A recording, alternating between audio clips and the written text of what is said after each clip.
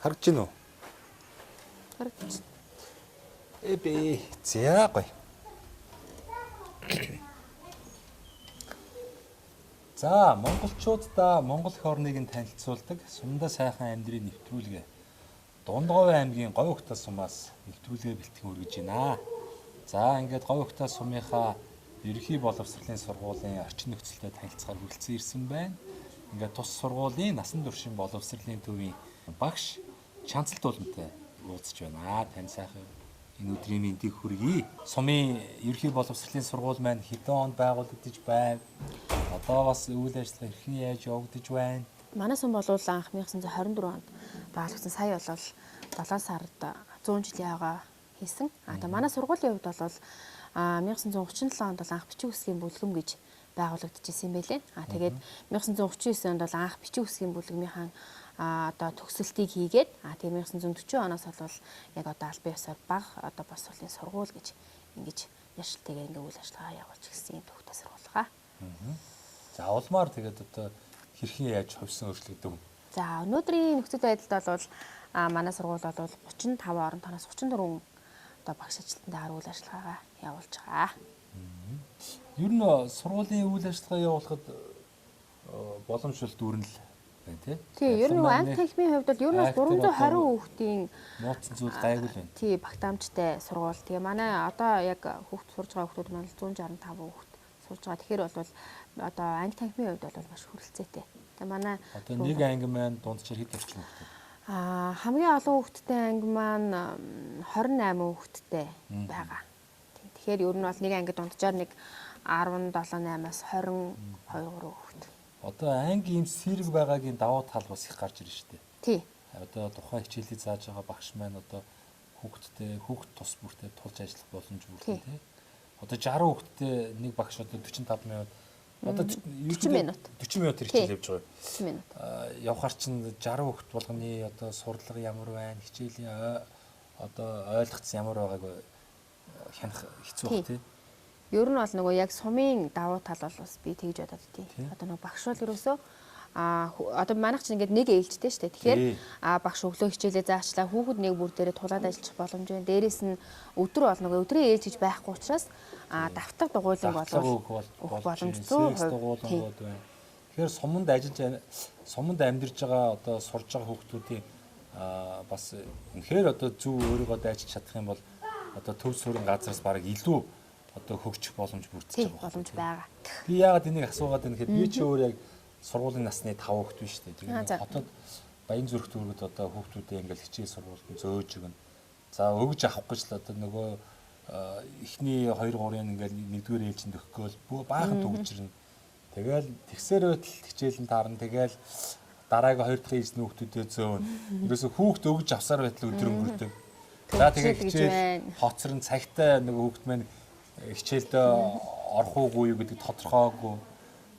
Тэгээд ирэхэр чи хүүхдний хоцрогдол эхэлнэ. Тэгжил нөгөө анги нөгөө 60 хүүхдтэй анги болохоор чи нөгөө хүүхдийн сурлах чинь ингээл өдрөөс өдөрт жилээс жил муудаад байгаа байхгүй юу?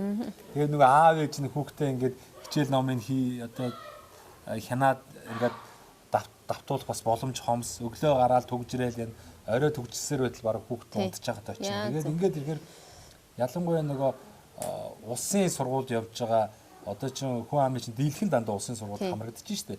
Ямар тэр хүн болгон карманаас тэр хэдэн сая төгрөгийг гаргаад одоо цөөх хүүхдтэй тэгээ хувийн сургуульд хүүхдээ боловсрол эзэмшүүлэх боломж алга байна. Ингээд ирэхээр л нэг алсуураа ер нь ингээл төв газрын сургуулийн хүүхдийн сурлага ер нь унаад байгаа байхгүй. Тэгээд энэ бас юун дээрээс ингэж харагдаж байна гэхээр улсын чанартай янз бүрийн тэмцээн уралдаан олимпиадад одоо ингээд сум орон нутгийн хүүхдүүд одоо тэргүүлэх манлайлах бас хандлага бол харагддаг юм байна. Тэгэхээр ер нь хүүхдээ сайхан оюунлаг эрдэм мэдлэгтэй ер нь болгоё гэх юм бол болж өгвөл сумын сургуулийг зорж хүүхдээ өгүүлэх боломж байна. Яагаад гэвэл энэ сумаас ч бас олон залуучууд нэг амьдрал ажиллаа хөөгөөд ингээд төв суурин газар орсон байгаа шүү дээ. Тэгэхээр хотод ингээд хүүхдээ өгж аавна хүүхдээ сургана гэж одоо тэр төгжрэлт гэж зовж байхаар магадгүй одоо өвөө эмээ энэ суман дээрээ байж л байна. Айгүй бол одоо ах トゥ өндөр нь бас энэ суман дээр байгаа шүү дээ. За бүр болио гэхэд энэ сайхан дотор байр хүртэл байгаа. Тий. Дотор байр. Болж игэл одоо энэ Төв суурин газрын аав ээж нар маань болж игэл өвгдээд аав ээж өөрийн төрж өссөн сум орон нутг руугаа үр хөвгтөө сургах.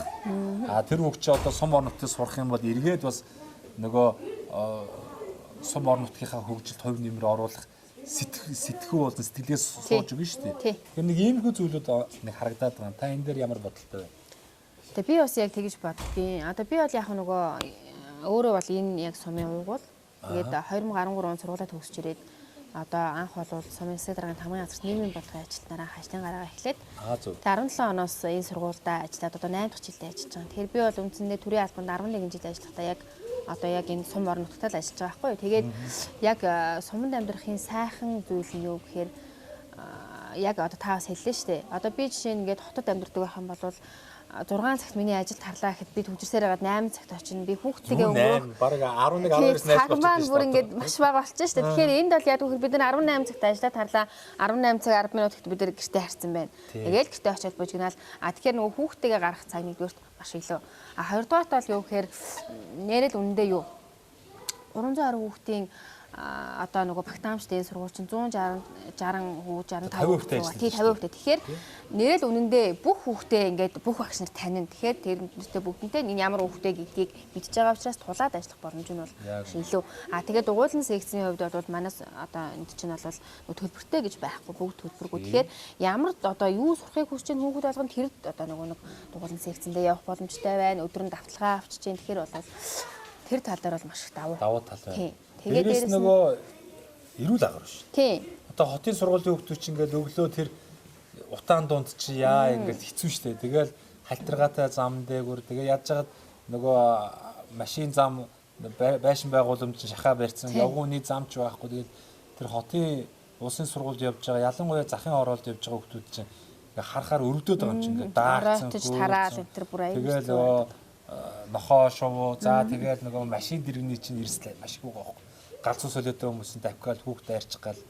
Тэгж яах ш одоо энэ суманд одоо нэг аав ээж нь чөлөөтэй хийх ажлаа хийн үр хүүхд нь өөрснөө бараг гүйж хараагаад сургууль соёлтой явна тэр чинь чиг амгалан 50 байгаа байхгүй тий. Тэгээд тиймхүү давуу талууд байна да. Хөрсний бохирдол гэж байсангүй одоо нөгөө утаа гэж байсангүй төвжрэл гэж байсангүй. Тэгээд дээрэс нь нөгөө бас нэг гоё юм одоо нөгөө бидний хэрэгжилж байгаа хүмүүс бас их гоё эко. Яа гэвэл нөгөө бид нэр ингээд малчид одоо ингээд сумынхан чинь бүгд биений таньж штэ. Тэгэхээр одоо ингээд малчид байлагч тэднээс очиод нөгөө эко маха аваад идчихэж जैन. Сүү цагаан идэгээ яг нөгөө малчдынхаа гар дээрээс хин нэгэн одоо худалдагчаар дамжуулгүйгээр бид ингээд өөртөө аваад тий өөртөө хэрэгжиж जैन. Хүүхэдтэй ингээд хэрэгжүүлж जैन. Тэр тал дээр бас маш гоё. Тэгэхээр суманд бол хүүхд төгсөх боломж бүрэн дүүрэн байна. Тэгээд ялангуяа энэ орон нутгаас ингээд шилжээд төв газар бараацсан залуучуудаа өөр хүүхдээ бас төрлөх сумдаа сурахыг хичээгээрээ бас судалж үзээрэй. Боломж бүрэн дүүрэн байшгүй. Бас хуучин нэг үе бодвол ингээд хүүхдүүд нь нөхөн нойл бие засдаг одоо юу гэдгийг хэцүү байдаг гэсэн асуудал ч нэг үе бодвол өөрчлөгдөд байна. Монгол орны бараг бүхий сумын сургуулиуд одоо дийлийнх нь боловсон нойлтой болчихлоо. Дотор байран ч гэсэн одоо ая тухтай бас дотроо дүүш нойлтой болчихлоо. Ингээд нөгөө амьдрах орчин сайжраад ирэхээр нөгөө хуучны шигэ бодоод л нэрэ төв суурин газар хүүхдээ оруулаар нэг айтайхан боловсрал эзэмшүүлчих байх гэдэг зүйл чи одоо эсэргээрээ болж хувираад байна. Тэгэхээр бас энэ сум орон нутгийн стандарт болон стандартаас одоо доогуур анги дүүрэлттэй энэ боломжийн сайхан орчинд эрүүл зэнгийг агаарт өвгд эцэг нутагт үр хүүхдээ сургуул боломж харагдаад байна. Уриалж байна. За. Хоёул сургуулийн талаар нэлээд ярьлаа. Та тэгээ нөгөө энэ ерөнхий боловсролын сургууль дээр нөгөө насан туршийн боловсрал гэдэг одоо олгож штэ. За энэ одоо хөтөлбөр маань ямар хүмүүс лөө чиглэсэн үйл ажиллагааг явуулж байна тийм ээ. Бас ер нь дунджаар жилдээ бас хичнээн хүнийг хамруулж байна. Явуулдаг үйл ажиллагааны талаар та хэлж. За миний хувьд бол миний одоо яг эрхэлж байгаа ажил маань бол ерөөсөө бүх насны иргэдэд боловсролыг олгох гэсэн ийм чиглэлтэй. Тэгээ хүн бол нөгөө яддаг штэ хүн хүүхдлээ суралцах хэрэгтэй гэж. Тэгэхээр хүн бол ерөөсөө л насан туршдаа суралцж ижил хүн илүү хөгжинд дэвчих юм аа гэж. Тэгэхээр яг одоо 3 үндсэн чиглэлээс бол бүрдэж байгаа. Нэгдүгээрт бол нөгөө одоо сургуулиас завсардсан Сургуулийн насны хүүхэд буюу дүүцэн хөтөлбөрийн сургалт гэж байгаа юм. Дээр нь бол одоо нэг одоо насан турсан ч гэсэн бичиг үсгийн боловсруулалтаас хоцрогдсон хүмүүс байдаг. За тэднэрт бичиг үсгийн боловсрол олгох. За тэгээ бүх одоо насны иргэдэд бол одоо сургалт мэдээлэлээр дамжуулж мэдээлэл одоо тодорхой хэмжээний боловсролыг олох гэсэн ийм гурван чиглэлээр явагддаг. Тэгээд одоо яг нөгөө техник технологи хөгжсөн эрен зүйн учраас одоо цахим одоо мэдээллийг бол илүү их түгээж байгаа юм. За тэгээд дүүцэн хөтөлбөрийн сургалтын хувьд бол манай сургуульд бол нөгөө хамран сурах тойргийн хүүхдийн судалгаа гаргадаг. Тэн дээр бол манай одоо сумын хэмжээнд бол сургуулийн насны сургууль завсарсан хүүхд бол байхгүй. За. Тийм. За бичиг үсгийн боловсролын хувьд дээр бол хүмүүсийн судалгаа гаргаад хүмүүстэйг ажиллаад явдаг. За тэгээд тасн туршидтэй бол танхимын болон цахим сургалтуудыг бүргээд ингээд одоо жишээ нь аймгийн мэрэгжил сургалт үйлдвэрлэлийн төвтэй одоо жишээ нь ингээд хамтарч ажилладаг байхгүй юу. Тэгэхээр жишээ нь одоо ингээд 10 жилээ төгсчөөд ч юм уу 9 дугаар ингээд төгсчөөд ингээд мэрэгжил мэдлэгтэй болж амжаагүй байгаа хүмүүс байвал тэднэрийгээ бас одоо коллеж дээр юм уу мэрэгжил сургалт үйлдвэрлэлийн төвд байдаг юм уу зуурчилж өгөх. Одоо эдгээр боломжуудыг бол хүмүүстэй олгож илүү одоо нөгөө тэднэрт боловсролыг илүү ойр болгодог ийм л ажлыг хийдэг те.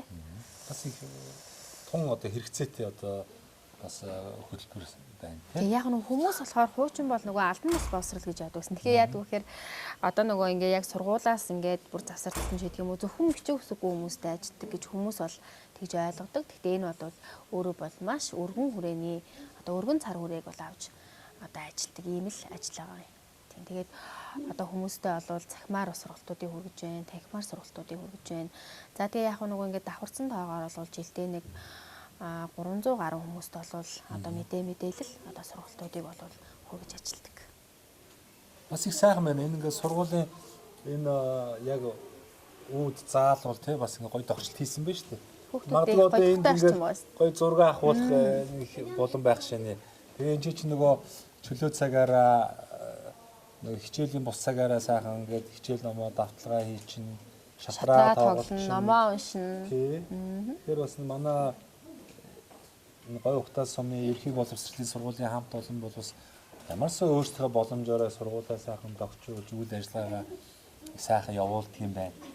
Тийм манайх ч нөгөө одоо 60-аас 70% залуучууд манай сургуулийн хамт олон чинь тийм учраас ер нь бол одоо нэгээд одоо яг нэг ажлыг ингээд хийгээвэл бүгдээрээ хүү хаа гэж ороод нийлээл хийчихдэг юм хүмүүс. Тэгэхээр ер нь бол нөгөө одоо манай сургуулийн удирдлагуудаас ч гэсэн одоо ирж байгаа залуу болсон хүчнүүд бол маш сайн дэмжлэг үзүүлдэг.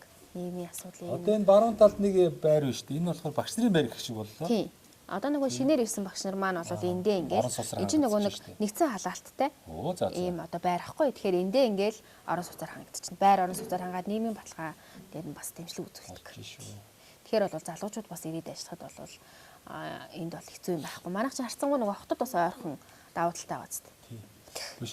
Одоо энэ чи хой зүг үстэй. Тийш байгаа. Энэ хойно нэг юм юу юм нуур юм уу? Энэ нуур. Энэ одоо хур бороо жил багтаж жил байх уу? Ийм багсч уу? Багсчдгийг. Энэ жил бол нөгөө хур бороо ихтэйс учраас дүүрэн баг. Энэ чих гоё юм шүү дээ. Одоо нөгөө байгалийн коток гэж хийж байна. Яг гоо сайхан дүүглүүл хөлчин үстэй. Хөлтөн. Тэгэл дээр нь танкич гэдэг юм уу? Тэгээд нөгөө чаргаар голгоно үстэй. Тоглодог бах тий. Өгшөө энд бас энэ нуур харагдсан уу? Тий, нуурд бас энэ нуур. Тэр чинь бүр том юм шүү. Энэ баг ойролцоо хаа. Энэ арай том юм болоо. Би сая өглөө нөгөө танаа сумын дээгүүр дороо нисгэж ерхий зураг авсан. Тэгсэн чил одоо сумын дотор ингээд нэг ямар ч нэг хоёр нуур харагдчихсан. Хоёр нууртай. За бас гоё юм байна да эн чинь ингээд энэ нуураа түшглээд бас гоё юм сэтгэх юм бол гоё мөсний баяр заяр за тэгээд гоё нөгөө хүүхэд залуучууд маань чөлөө цагаа өнгөрүүлэх бас их гоё зүйлийг сэтэж хийж болох юм байна да гэж одоо харж байна. Тэгээд нөгөө хур бороо ихтэйс учраас маш их талбай том байгаад байна. Тийм байх юм. Их гоё харагдах юм аа бас. Тий. Энэ ер нь тэгэл дунд говийн энэ 15 сум ер нь өөр гэсэн онцлог гоё байдаг юм байна. Та одоо 15 сумаар бүгдээр нь явж гинөө? Одоо бүгднгээр нь явна шүү дээ. Одоо ингээд 11 дэх сум дээр явж байна. Оо за за.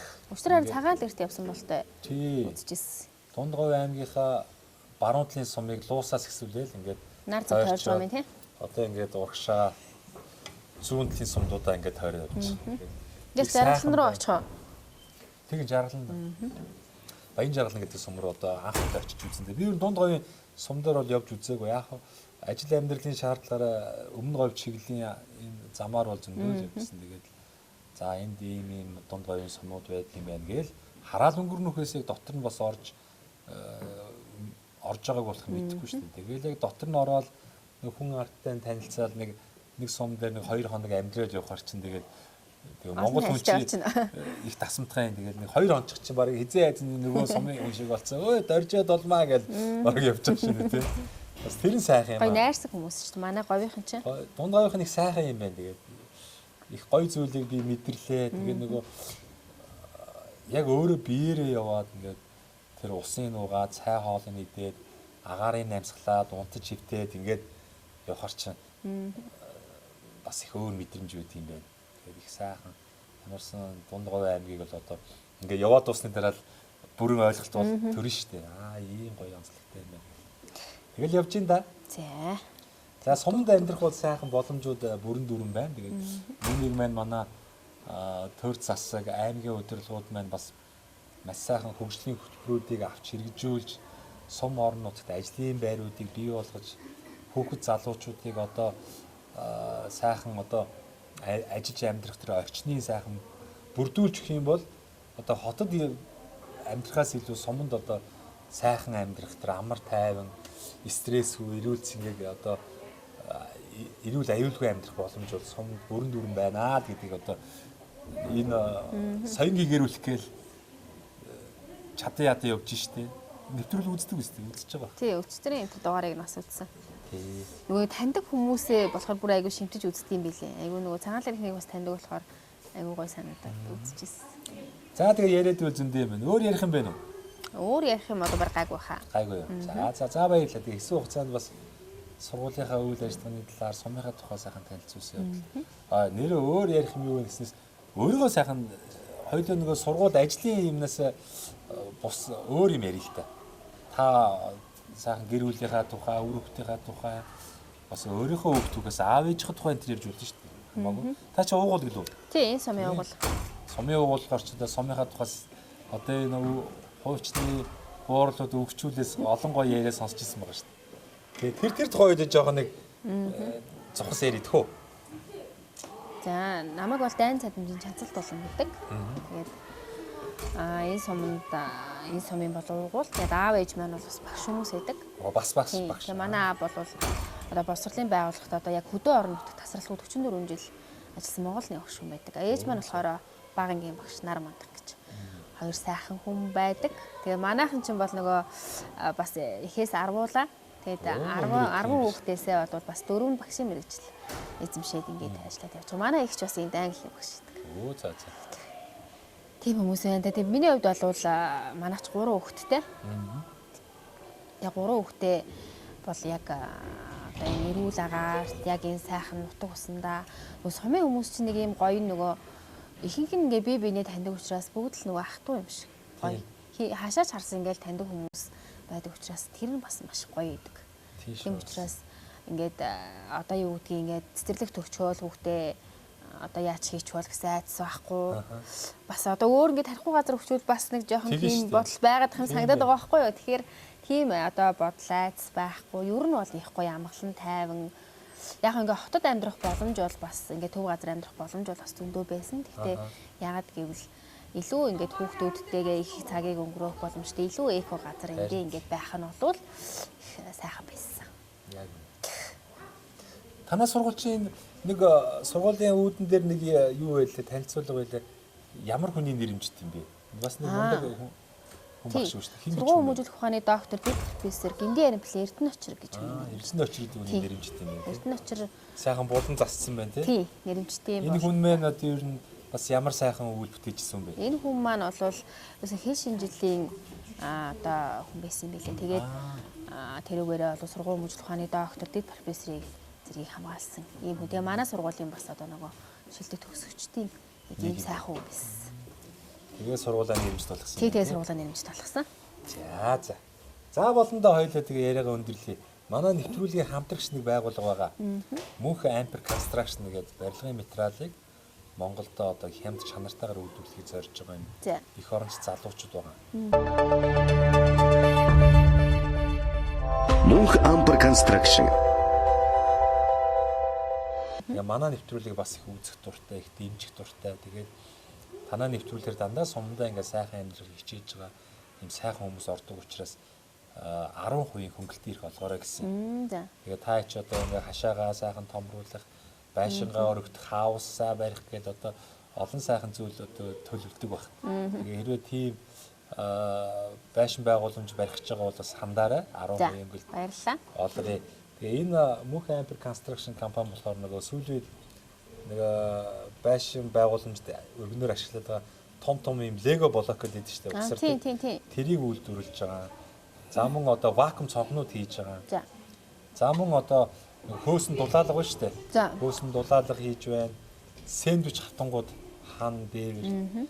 За тэгээ барилгын дотор гадар одоо будаг имүүлс, чулуун будаг гэдэг одоо байшин барилга байгууламж барихад шаардлагатай бараг л бүхэл материалуудыг Монголдо одоо хямдч хамартаагаар үйлдвэрлэж байгаа. Энэ боломжийг танд олъё. За баярлалаа. За дээрээс нь танд бас мэдлэгээ дэвшүүлэх хэрэг болгоё. Тэгээ оюутан ахуй цагийн хамт найз нөхдөдөө нутгийнхаа угуул сугуул зон олондоо таныг таньж мэддэг бүх сайхан хүмүүстэй нэвтрүүлэг гарах өдрийн чин сэтгэлийн мэдлэгээ дэвшүүлж. За баярлалаа. Бас ийм сайхан боломжийг олгосонд маш их баярлалаа. Тэгээд би бол одоо энэ нутагтаа ингээд төрж өсөөд эндээ ингээд амьдарч байгаараа маш их бахархдаг. Тэгээд үнэхээр бас сайхан ээлтэй сайхан өгөөжтэй нутгаа. Тэгээд одоо энэ сайхан боломжийг ашиглаад тэгээд говьтаал сумын нутгийн зан олондоо энэ нэвтрүүлэг гарах тэр сайхан өдрийн мэндийг хүргэе. Тэгээд яагаад гэвэл энэ 2024 он бол бас бидний хувьд түүхэн жилээс нь тэгээд нэгэн зууны түүхийг ингээд бүтээчгээд ингээд байж байгаа ийм сайхан одоо хүмүүс байдгаа. Тэгээ бүгдээнд нь одоо нэвтрүүлэг гарах тэр сайхан өдрийн мэндийг хүргье.